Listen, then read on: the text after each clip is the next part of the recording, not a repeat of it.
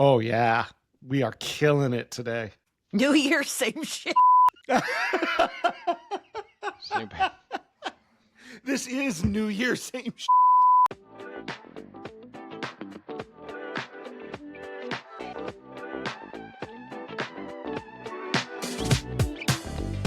Well, hello, everybody, and thank you for tuning in to HETMA Presents. Today, HETMA presents The Road to 10K. We are continuing our year-long journey of professional, personal, and community growth. And we are here in January 2026 to talk about this month's theme, Start Your Engines, New Year, Same Goal. The new year is about a reality check, renewal of focus, and recommitting to professional and personal intentions. Resolve to finish strong. And it is a great time to be picking up this kind of topic as, you know, while it may feel standard that a new year means new opportunities, I think all year round we have the chance to renew. I like how that says that intentions, not necessarily just goals. And I have an awesome panel that is already put up with a fair amount of shenanigans getting this recording going this morning. So while he is here and online, let's begin with Mr. Atkins Fleming. Atkins, thank you for being here. Would you please let everybody know who you are and what you do? Glad to be here, Ryan. So my name is Atkins Fleming. I'm the Assistant Director for Learning Spaces at Texas State University, and I am also serving as the Treasurer for HETMA. And thank you for taking the time. Atkins did not get out of this recording as he was slated to be on this show. I think it was back in September, and got sick and got his boss to sub in for him at the last minute, which was actually turned out really well. Yeah, I listened to that episode. It went really well. Yeah, see, so, but thank you for being here. And I would also mention anybody, we were able to get Atkins on the microphone for an AVIT amplifier back in July, where you can really get to know Atkins, the person, in a way, you know what I'm saying, that he can be a little difficult to get to the bottom of. But thank you for being here. And someone who almost needs no introduction, Miss Erin Maher-Moran, thank you for being here. How are you today? Hi, good. Thanks for having me on in this new year. I know. And who are you and what do you do? Yes. So, Erin Maher-Moran, I am the IT manager for classroom technology at Hopkins University, and I'm also the chair of HETMA, at least for now. Well, they'll still have me. I don't. Is there an impeachment clause in our bylaws? There must be some way. I don't know. I don't necessarily think that we wrote that one in. I think that was kind of we'll kick that can down the road. Might have been an oversight there. All right. Well, so you're stuck with it. Be the reason they make the rule. Going to ISC, you might be able to pull in some international law there, you know, find a loophole. Oh, that's true. Yeah. Oh God, that's like a rendition. We could rendition you somewhere. Never mind. We won't. We're not going to do that while we do that. Okay. And Mr. Scott Sanders, thank you for being here. It's good to talk to you. It's been a little while since I've seen you. So thank you for joining. And yes, who are you and what do you do? Certainly. Thank you, Ryan. Scott Sanders. I am the Business Development Manager for Sennheiser on the business communication side, and I handle every state that touches the Pacific. So California, Washington State, Oregon State, Alaska, and Hawaii. And glad to be here. Well, thank you for taking the time. I know everybody does these things as a volunteer thing, but I love it when we can get a diverse set of voices on there. So I'd love to start by going around the horn. I really appreciate how HETMA has sort of, laid out a year of themes to help us work on personal, professional, and community growth. And here we are 7 months in and still at it, which is kind of cool because I think we all work in higher ed and we've seen a lot of initiatives. They have a lot of interest at the beginning and fall off. So that's been kind of cool. So as you're turning over the new year, as you look at the wording of this month's theme, is there anything first off that kind of jumped out to you in terms of looking at a new year with new intention? Yeah. I mean, I feel like the thing that jumped out at me was new year, same goals, but which you can take in many different kinds of ways. But oddly, I definitely feel like each year I start the year with very similar intentions each year. I'm like, I'm going to take better care of myself. I'm going to like rededicate myself to X, Y, and Z, and then kind of trails off with the quickness. And I just, yeah, but yeah, I'm hoping that maybe this is the year. This is the year that I really am going to take better care of myself and do all the things. But yeah, we'll see. For Yeah, I me, sort of. Oh, go ahead, Scott. I and it might be where I'm at in my career, or it could be that we've just got so many pots on the cooktop. A year seems like a really long time.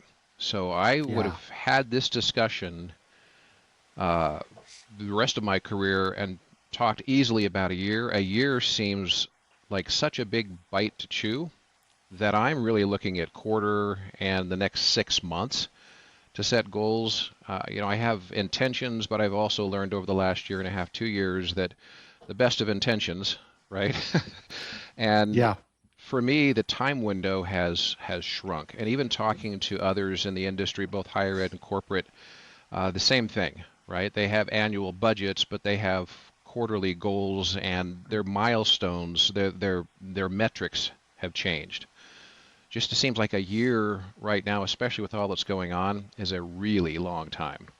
Yeah, I think that is a great point, because I would totally agree. I can't think a year out. The world moves so fast almost. So how do we, but I think there's a perception that, colleges or universities, higher ed, where, old school red brick places that move at our own speed and that sort of thing. So Atkins, Erin, is that the perception you have? Does in higher ed, does a year still feel like an appropriate amount of time to be planning and looking at intention, or are we living that same sort of faster pace? Yeah, I think it's both, and this probably isn't unique to just higher ed. I mean, Scott, you probably live in this world too, but we're very focused on semesters because those are logical breakdowns of time here.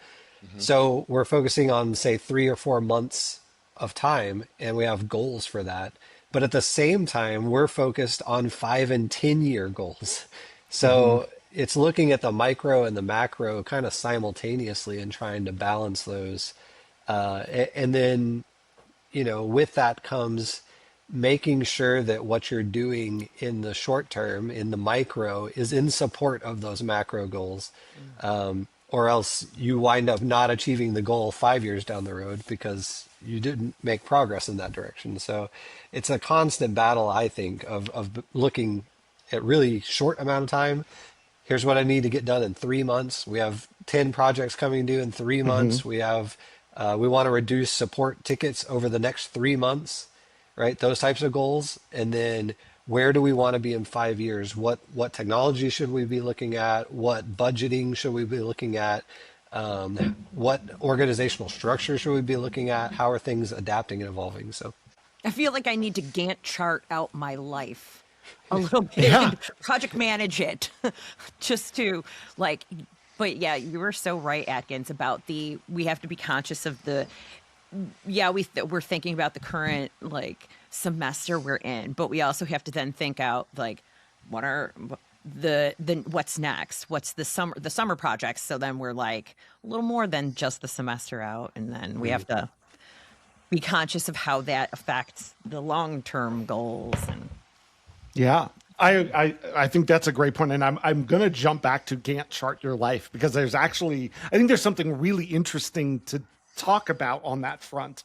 But when it comes to this concept of the amount of time in which things are looked at and evaluated, being, like you said, quarter to quarter, semester to semester, you know what I'm saying?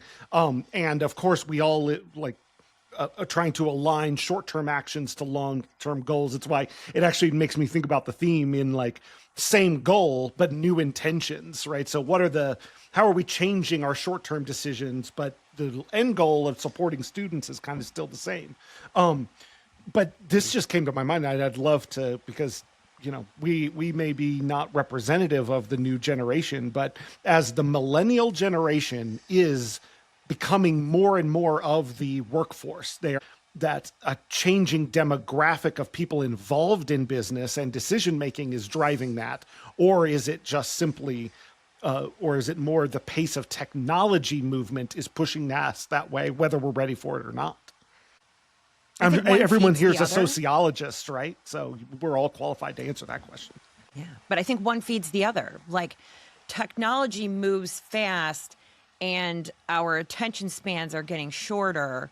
So we start moving quicker, and then the technology kind of keeps feeding that. So then we get faster, like our brains work faster, and hopefully there will hit a point where we start trending maybe even backward a little bit more, where we aren't wanting everything in bite sizes and quick, and we can dedicate a little more brain space to like really longer term things.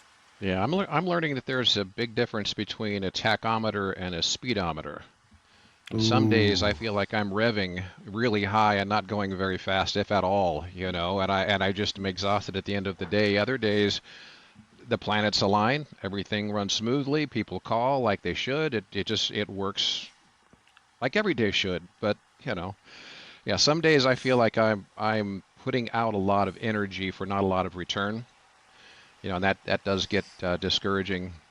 Yeah. So how do you? I love that analogy. You're totally right. Talk about that the gearbox disconnect between how hard you're working and how fast you're going. How do you work to try and align those two in your processes, in your life, in your thinking?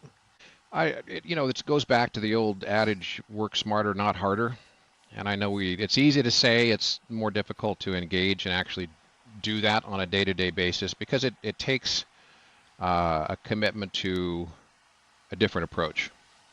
And the other part of that's been very helpful to me over the last year and a half has been the intention of bringing others along, because then you've got a team with you to help. It's not just an individual effort. You've got a team, and sometimes they've got bad days and you've got a great day. Some days you have a bad day and they've got great days. It all balances out, but you're not an individual facing all the daily challenges. It's the team you bring along with you. Yeah, a mosaic of short-term things can create a more whole picture. Man, we are on the metaphors today are awesome. Caffeine is kicking in. I know, it's pretty good. Atkins, does any of that sound like you said, trying to match short-term things into long-term, efforts, making, how are you and your team looking at that? It's a good question, and something I'm sitting here sort of struggling with, like mulling over, because I do feel in my role there's some of that kind of short-term attention span. We're really interested in this, and then we're not, and we're interested in the next thing.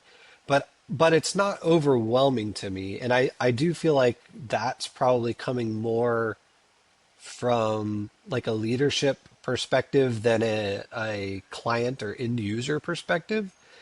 On the end user side, our faculty and our students, I don't feel real pressed for like, what's the next thing? What's the next thing? What's the next thing?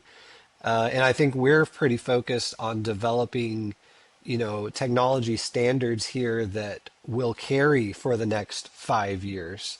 And so it is a kind of a bigger picture, slower moving in that regard. So it's a good question about sort of, you phrased it as millennials coming into the workforce. But I don't know if I'm feeling it in quite that way. That's good. And one follow would be, do you feel like that is a cultural thing, maybe more about your institution? Like there's values in your institution that say we value that long-term stability versus the value of having the new thing that can set us apart in the short term. Yeah, that's probably very safe to say. And even when you say institution, some of that may be, our organization internally, our small department, is that because we manage so many rooms at scale, we know we can never be on the bleeding edge, or if we are, it's in one small space. It's not across the board. So that probably does play into that. If I Nice. managed, like a specific program that had 5 rooms, then I might be feeling a lot more of that. What's new? What's new? What's new? Yeah, So let me sort of ask you thing. a question. Is it a higher goal to be trouble-free or best in class? Yeah, that's a great question, Scott. Um, And I ask that because I yeah. see higher ed coming into alignment with more of the hospitality industry, where Mhm. you're becoming more competitive. It's not just I walk into a classroom, I can hear the instructor, I can see what's being presented, but as a student, I have options and Yep. I have expectations, right?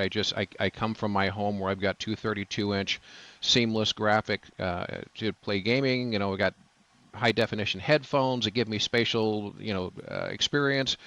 So the classroom to walk into something that is great in our minds might be anticlimactic in theirs, and they look and they say, "Wow, I want something more." Right? It's Yep. not just necessarily the content that challenges me or that excites me and engages me. It's the delivery method. Yep. So I I it yeah. I It's wonder a about great point. the Yeah. trouble-free versus the okay, we've done this, Mm. now let's do this, right? And let's always be raising our own bar versus don't touch it, my phone's not ringing. Everybody seems to be happy. I know there's something to be said about that too. Yeah. It's interesting because Yep. I'm thinking about it, and from a classroom technology standpoint, we are very slow and steady, like support and trouble free. That, and then we have our live event production side, which that is very much like what's new, what's next, how are we going to do bigger, better, keep on the edge of things, and that is looking at my team, the classroom team skews a little bit older. We are older millennial, early or late Gen X, and then the event team, they are a lot very millennial and even down into Gen Yeah. Z now. So they are like, we want to do all the cool things. We want to do what's new, what's next, give the best production, all the bells and whistles. And so I'm like, I hadn't really thought about that, but I'm like, there's a little, there might be a little something there. I love it. And since Yeah. Scott asked the question, I'm going to take the opportunity on the show to answer one, which is that. So that question, Scott, has been a real interesting thing for us and our team in the time I've been here. I'm, at this institution, I can't remember what I'm at, 13 years or something like that. But I feel like I've worked at 2 different colleges because the president and the leadership when I got here, that was very much a focus of steady, reliable, steady, reliable. That's what came from above. So we ended up going, okay, that's what we have support on. So we were the ones injecting, we need to look more at the new, right? We were like, we need to protect the other side of that equation. And then with a change of president, that has flipped over time where now we're having to go, yes, we need to be cutting edge. We're talking about how do we differentiate ourselves, but we also know they're still counting on that stability that's going to happen every day. So now we're almost sheltering the other side.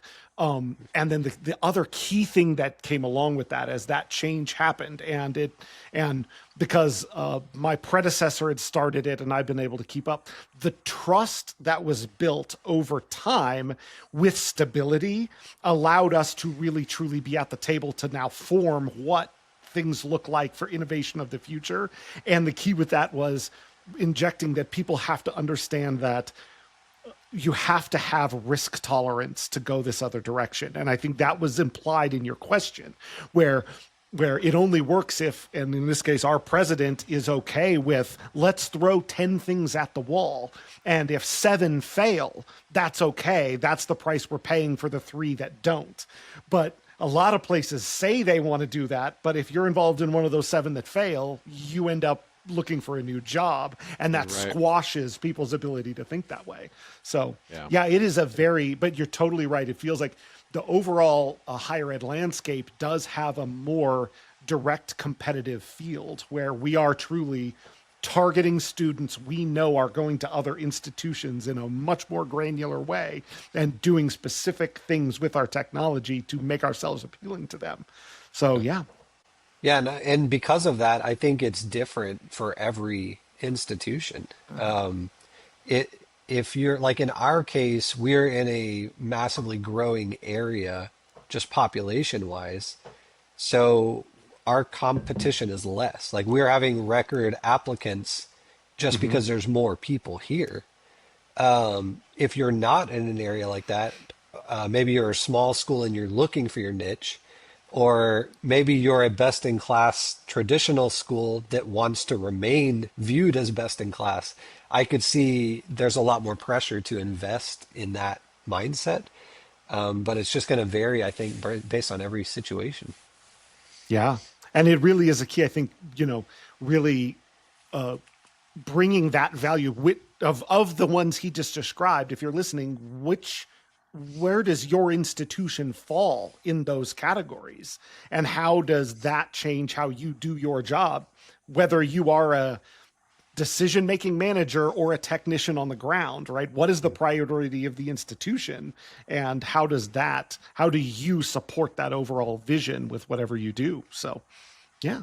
See, that's a pretty good intention for a new year, is to, how do you change your micro decisions each day with that vision of the institution as a whole? And it's good to be aware of that. It's conversations like this, and hopefully these are conversations that we have internally, right, with our leadership or whatever. But if you're not aware of your institutional culture or your institutional goals, then it's hard to align with those. But if you're just doing the job kind of head down, you're not going to be aware of them. So taking some time to reflect and be intentional about that, I think, is helpful. There is a critical need for constant assessment, and it's not just an annual thing. It's always asking the questions, what do you want to be? Well, we want to be brick and ivy. Well, I'm thinking maybe more of a slate and some nice clean chrome and stainless. No, we want to be brick and ivy. Okay, great. So you reinforce the brick and ivy. We have universities that expect their students to be in the seats. They will do lecture capture, but you're going to be if you come to our school, then you sit in the seats. Okay, great. So it's our job to reinforce that approach, not go off on our own rogue mission to create our own image in the way we think it should be, right? So the assessment part of it, I think, is critical, and sometimes people do that on an annual basis, which is fine. But my experience, there's always assessment going on. There's always checks and balances. How are we doing? Is this the right direction? Does it sound right? Does it look right? What's the feel? Are we in alignment? I think two quick things. You're totally right, and I'm going to ask a question to jump off. But I think another key thing is, as you're assessing, like you said, are we a brick and ivy or are we a slate? And don't always make sure you look for the difference of what leaders are actually doing in their decision making versus what you may have on a website that says what your values are, right? Because oftentimes that value statement on a website, it is, what do I see leaders actually doing? Where are they spending their time? Where are they spending their money? What are they rewarding? What are they disciplining? Should guide that in there. In a great world, those things are aligned, but oftentimes, they're not. But to your point, Scott, of kind of constant assessment, at our college now, we have ditched the annual performance review. And now our official system is a documented quarterly coaching, right? That is a combo. It's kind of weird. It's a combo of every employee is both on a performance improvement plan all the time and in a fully excelling recognition program at the same time. And how does that work? To try and encourage that constant assessment of how each of us are doing and where we're at. It's very uncomfortable for people so far because it is not what we're used to. Is that anybody else seeing movements to that sort of thing when it comes to more the official documented performance management. Even if we know that sort of constant reinforcement is a key to leadership and development, anybody's institutions or companies moving in that direction. Not quite yet. I feel like as a lot of platform changes are occurring here, it would not at all surprise me if we end up in that direction. But yeah, I currently don't like how we do our.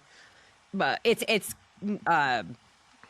biannual. Like there's a midterm kind of review, but how they want us to document it is based on things that I am like, is that what is important to the university? Because it's not really important to the integral job and doesn't really talk to their performance necessarily. But I'm like, I prefer the fact that we do regular like one-on-ones to kind of discuss where they're going, what they want to do, and that sort of thing, as opposed to these like, timed things. I feel like it's more valuable, but it's probably a little similar to the coaching kind of direction that your school wants to be, that's going in, but in a less formal, less kind of like, I don't know, judgmental sort of way. It seems like it's And you've had to supplement whatever the official program is to make sure that it is aligned and working for what you know is needed. And I think probably everybody out there is having to do that to some extent for sure. Yep. Yeah, I'd say we're in the same boat. The university system is sort of an annual review, but departmentally, it's becoming part of our culture to just do regular, every week or every other week, kind of one-on-one meetings with staff. Yeah. I was on campus, and at the end of the session, we had just walked into the lecture hall at the end, and at the end, when everybody starts walking out, on the screen came a student poll, and it was a QR code. And annually, there's drawings, or I don't know how basically the incentive there is that there's a Visa gift card. But the questions were rather interesting. It was all about lighting, temperature. Could you easily see the material being presented? Could you hear clearly? Where were you sitting in the room, front, middle, and the back? And that is one of their more heavily weighted KPIs for the team. So it's their voice of the customer, if you will. Because the customers, yes, are the instructors, but really everybody would agree, I think instructors included, it's the people sitting in the seats, right? Again, going back to that guest experience from the hospitality side, that's who we're really working for, is their satisfaction and creating a really positive experience. But unless we ask them, we have no idea. Yeah. I love that idea. So as I love this discussion. This is why I'm saying I wish I could just do podcasts for a job. I got to figure out how to do that because it's so fun to, dive into these things and think about the things that we're doing differently. But I do want, while we have time, to circle back to the thing Erin said at the beginning. And I think you meant it kind of as a joke, which was sometimes I think I need to Gantt chart out my life because a lot of us know we know the tools for project management and reaching goals in a professional level. How often do we bring those tools into personal growth, not just professional growth? So I'm curious first to throw out there, has anybody ever Gantt charted out a year for their, personal, family, or some other life experience? Nope. I live by my calendar, but I've never Gantt charted something. Yeah. But I guess so the question is, what drives your calendar? You know what I'm saying? What's telling you what's on the calendar day in and day out, week in, week out? Yeah, it's a good point. I mean, if I reflect, so like at the personal level, and this has just developed over time, but like my wife and I have kind of the routine of the year. We know kind of we want to travel, once or twice. We want to do a family camping trip. We always do this one thing in the summer. We do this thing in the winter. And those things work for us. And so we do kind of like, we know that they're going to fall in these parts of the year, and we make them priorities. So, that kind of ties into actually Gantt charting it. Hmm. But then, yeah, at some point we sit down. In fact, we did this recently looking at spring, and it's like, okay, we know we want to do this trip. When are we going to do this trip? Right. And then we schedule it so that we make sure that it's a priority and it doesn't get Yeah. bumped by something else. So, and very similar with work, I would say, similar approach. Yeah. I'm Scott, also a anything creature in of that? habit. Oh, I'm yeah. a creature of habit, so it's Yeah. easy to do kind of the same structure year after year. So some people that might drive them nuts. And I Well, got to and tell you how much we appreciate having a creature of habit and someone who likes stability as the treasurer of HETMA. That Yeah. works very well for our organization. Sorry, Scott, please. oh, no worries. I do like the analogy of the dance chart because a dance chart is for reference. And every once in a while, we're feeling pretty good out there on the dance floor or busting the moves. And then you kind of get your feet tangled up and you have to go look back. Wait, okay, what was it again? And for Yeah. me, my dance has to have just a few steps, right? I can't be going out there thinking I'm a ballet dancer and have this big, long, drawn-out 45-minute performance. My day-to-day, my week-to-week is a short list because I think like a lot of us, I carry more than one role in the company until we can get some of these things filled. So as we Hmm. have people leaving, we have people coming in, we're onboarding, we're always doing the other extra things that are equally important, but I've got a short list of things that it's undeniable. I've got to get those things done. And Atkins, that does include making sure that we have our vacations, we have our family time, I take personal time off, there's a work-life balance, and that has moved up, closer to the first and second top tier priorities. Because if you're not doing a service to your family, you're not doing a service to your team, you're not doing a service to your job responsibility either. Yep. Yeah. I love Yeah, and that. One of even the, okay. no, sorry, please. I was just gonna say, even as we look at like scheduling our professional calendar, right? And goals, how often do we or our staff get to the end of the year and it's like, oh, I need to take a bunch of time or I'm going to lose it.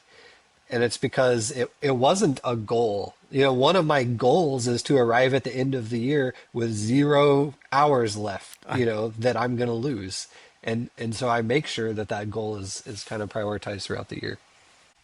We in a professional development day last year, they did a whole thing on self-care, and at the end, in front of all the faculty and staff, they were taking like, so what's one thing you will do to take care of yourself? And I'm not shy, and so I got the mic, and my answer was, I will unashamedly take my vacation time, right? And then I maybe have 20 people come up afterwards and go, how can you do that? How could you possibly actually do that, right?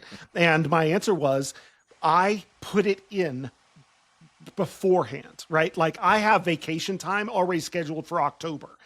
Those are the big rocks and they go in first. So be it personal vacation, I know when ISE is going to be, I know when Infocom is going to be, we're planning things out.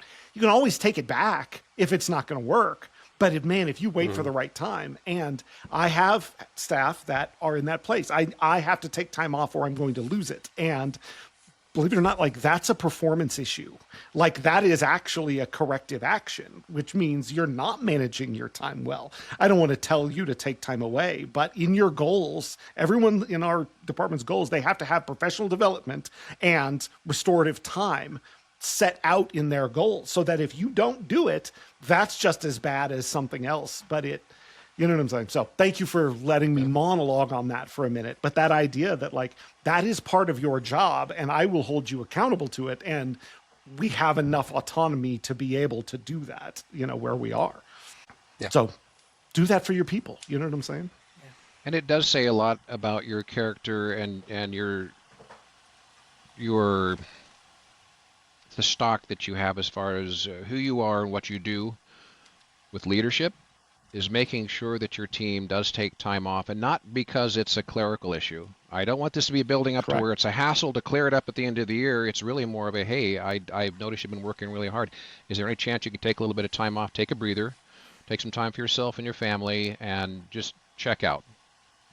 because I've had both uh, both methods used on me, right? Hurry up and use your time. Okay, great. I can see that there's absolutely no empathy here versus, hey, Yeah. a personal phone call, not even a text message or a quick Teams message. They pick up the phone and they say, hey, you've been on the road. It's is any chance you can take a few days off? And in some cases, they'll even say, hey, don't worry about the documenting this for personal time off. Just take a couple of days. I got you. And that says even more. It's how you care about your people, and that's going to also dictate how they care about you. Yeah. And I think when that call comes with, what obstacle can I clear? What is something we can put off? What is something that I can give to somebody else so that you can have that time, right?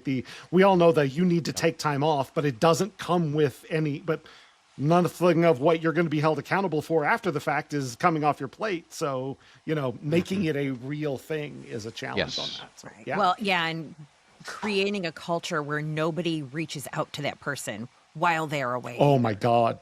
Yes. Because A that can 100%. be a thing too. And I'm like, don't Slack them, don't do anything while they're gone. Like Yeah. they don't have to answer. And I was like, no, of course, yeah, they shouldn't answer, and they better not be. But I'm like, Yeah. don't wait till Right. they come back. If it has like, Right.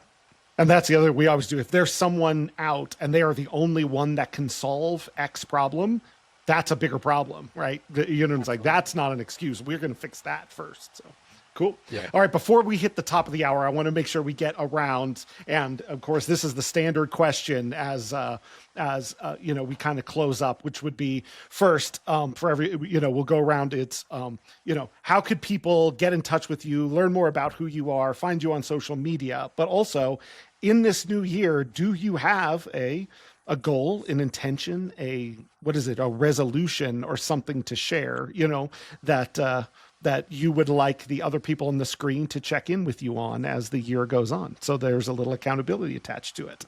So we'll go in the same order that we started with. How about you, Atkins? Sure. So my email is the best way to get a hold of me if you want. It's just my first name, Atkins, at txstate.edu. Or if you want to email me regarding HETMA stuff, it's treasurer@hetma.org. And as far as my goals for this year, obviously the one I just talked about, as far as that work-life balance, is a big one, and so I always try to make that a priority. At work, there's some kind of major efforts that we've been undergoing for the last half of a year that should come to fruition this year, and so most of my goals are, revolve around getting those things done. One is having a new standard technology set for our classrooms that we do anticipate living for a good 5 years. And then I have 2 entirely new buildings coming online this year. So 2026 is going to be a busy one. Nice.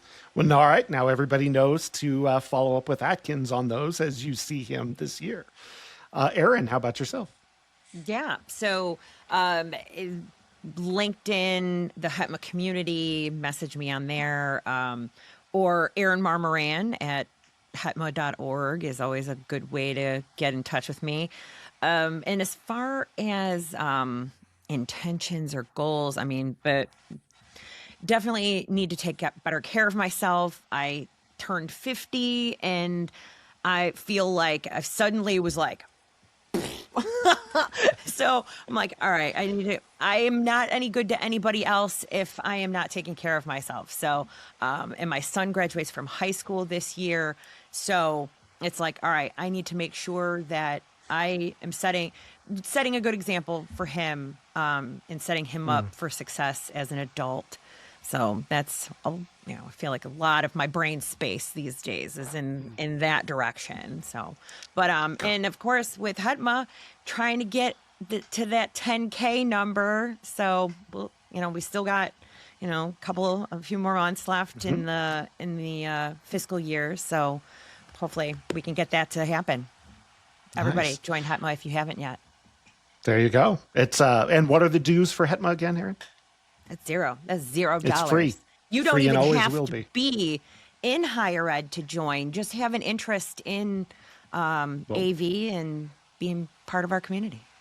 Cool. Well, thank you. All right, everybody, as you see Erin this time, ask her if she's putting her mask on first, if she's taking care of herself before she puts the mask on everybody else. Good deal. Thank you for being here, Erin. And Scott, how about yourself? If you want to reach me, scott.sanders@sennheiser.com is the best way. And for this coming year, and it just happens to be kind of a one-off, but we have hired 3 new BDMs, one in Southern California and one in the Northeast and one in the Southeast. So my immediate 6 months is going to help onboard that, but it's also kind of a mental change, committing to bringing the team together, being part of the collective, not being such a rogue. I am a lone wolf just by nature, and I have to keep that in check, and making certain that I am reaching out more, making sure everybody has the resources and empowered to do their job. That's my goal this coming year. And of course, more HETMA happy hours. So I'm looking for 100%. Right. That's funny. Perfect Ironically, attendance award for the happy hour at the end of the year. I've gotten so bad at joining in that. And that's one of the reasons I think I haven't seen you in so long, is because I haven't been on there. So I think that's a great goal to have. And I would also offer, as you've got new BDMs coming online, as far as if there's people in the HETMA community that we can help, bring those people on. We are invested in manufacturers having, great service and setup for our vertical as we are, as you are for us to buy the stuff that you're selling. So it's absolutely. And I like will to think add of it as one big family. Yeah, and I would add this to the manufacturers. I carry my QR code in my wallet, and that's absolutely, unless I know that they're already part of the HETMA community, that's part of the discussion. And it's kind of nice in 2 ways. Number one, it lets them know that selling Sennheiser isn't my sole purpose for being there. I'm supporting their role. I do have true empathy, the day-to-day challenges. And by the way, this doesn't cost anything, all the things you just mentioned. And it really does change the timbre of the conversation. And they're like, well, am I supposed to mention you? Oh, you can if you want, but it's not going to get you. It might get you kicked out of the right up front. But no, it's a fun discussion to have. I would encourage the other manufacturers, carry that card with you. It should be part of your conversation, part of your presentations at the very end. It's easy to do. Slip it in. That's the only way we're going to get to that goal. Cool. Well, thank you. Thank you for that support and that message. It's a huge way. That is almost the number one way that HETMA has grown, is that true collaboration with everybody seeing the value in it. So thank you for that. I appreciate it. Well, Atkins, Erin, Scott, thank you for joining us, and thank you for taking the time to talk. I'm Ryan Gray. You can find me on LinkedIn. Please follow us. Follow the HETMA site. It's going to be an amazing month of content at Hired AV Media. Like I watch this feed for this month's Chair to Chair with Erin Maher-Moran, and we will be back towards the end of the month to recap some of the news of January, and then be ready at the beginning of February, as there is a lot of content that will be coming back to the United States from ISE in Barcelona the first week of February. A big team going out to work on that 10K goal, when really extend the global reach of this community, but also be able to bring the developments and the new drops and the information of things that are happening there to our US based audience that isn't able to go. So, and then for myself, I am in the middle this professional project that, if you'd asked me in the last year, what are you doing this coming year, it was getting to this thing we're building right now. And it's awesome. I got a question from our good friend Britt Genser earlier, who's out on maternity leave. And her question was, what are your hopes and dreams for 2026? And I went, oh God, I don't have any. I would just get through this thing. So my new goal is to develop a hope and dream for 2026 that looks beyond the grand opening of this building in February. So thank you everybody for listening. Thank you everybody for participating. Please jump on that HETMA community, drop your thoughts in, and be part of the month-long discussion about setting new intentions for the new year. And with that said, for today, that's all the time we have for HETMA Presents. Thank you for tuning in to HETMA Presents. This show is a production of Higher Ed AV Media. Please visit higheredav.com to learn more about this show and a host of others. The views expressed here are not necessarily those of our respective institutions, employers, or sponsors. We'll be back soon with another installment of HETMA Presents.